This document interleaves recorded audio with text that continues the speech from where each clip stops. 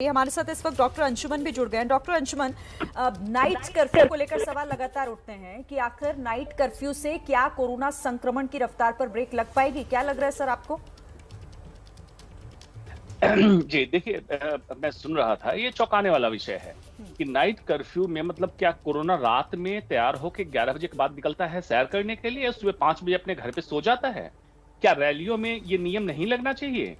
भाई corona virus है, single stand आने, उसके पास दिमाग नहीं है, उसको ह्यूमन डीएनए चाहिए। कहीं भी इंसान मिलेगा उसको फैलना है।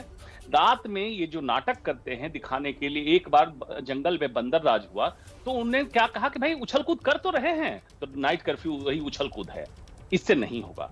ओमिक्रॉन जिस रफ्तार से बढ़ रहा है, खास करके अभी पेंडेमिक का डेल्टा हमारे पास मौजूद है, हमारी चिंता ये है कि कहीं ऐसा ना हो दोनों का हाइब्रिडाइजेशन हो जाए और मुसीबत बहुत बड़ी हो जाए। मुझे समझ नहीं आता है कितनी शॉर्ट टर्म मेमोरी ये नेताओं की, लॉ मेकर की कैसे हो सकती है। सेकेंड वेव की अभी हताहत से हम लोग उबरे नहीं हैं और इस तरह का निमंत्रण दे रहे हैं, बिल्कुल बुला रहे हैं कि आइए और लोगों को परेशान कीजिए।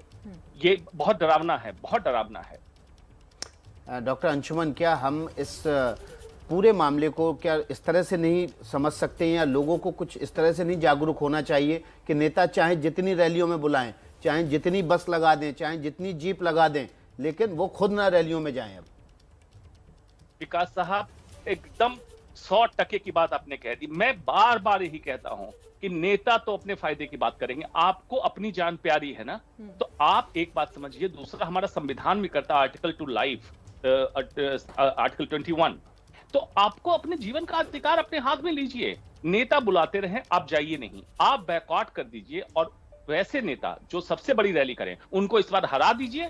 देख लीजिए इनको, इनके जीवन में, इनके दिमाग में हेल्थ, स्वास्थ्य एक प्रायोरिटी का विषय बन जाएगा। आपके स्वास्थ्य के साथ खिलवाड़ नहीं करेंगे। एक बार करके तो देखिए। मैं तो जनता से आग्रह करता हूं कि आप ही अब कदम उठाइए।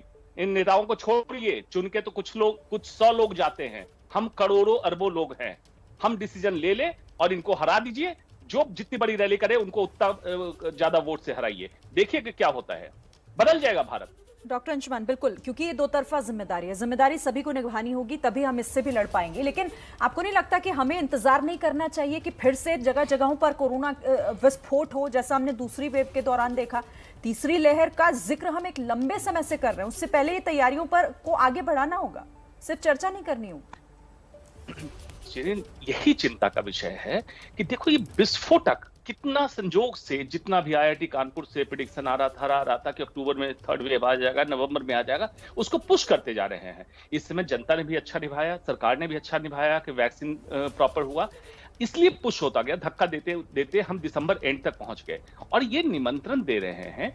ये विस्फोटक ऐसा हॉट स्पॉट बनेगा, आप संभालते संभालते, चाहे जो भी कहे, जितनी भी तैयारी है, तैयारी की एक लिमिट होती है, हॉस्पिटल बेड की एक लिमिट होती है, किसी भी चीज की लिमिट होती है। दूसरा, वल्नरेबल ग्रुप हमारे यहाँ बहुत है, बुजुर्ग हैं, डायबिटिक के रोगी हैं, हाइपरटेंसिव हैं, हार्ट के रोगी हैं, कैंसर के रोगी हैं।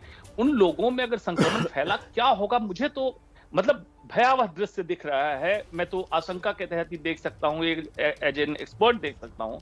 मुझे समझ नहीं आता कि इनकी मति मारी जाती। कहा जाता विनाश काले विपरीत बुद्धि, इनकी विनाश काले विपरीत बुद्धि हो गई है। मैं जनता से ही गुजारिश कर सकता हूं, आप लोग प्लीज सजग हो जाइए, जागरूक हो जाइए और इनको दिखा दीजिए कि आपको ये नहीं चाहिए जो ये करते हैं। जी, बहुत बहुत शुक्रिया डॉक्टर अंशुमन, आपका एबीपी न्यूज से जुड़ने के लिए। डॉक्टर अंशुमन जो जानकारी दे रहे हैं कि कहीं ऐसा नहीं हो कि डेल्टा भी देश में मौजूद है।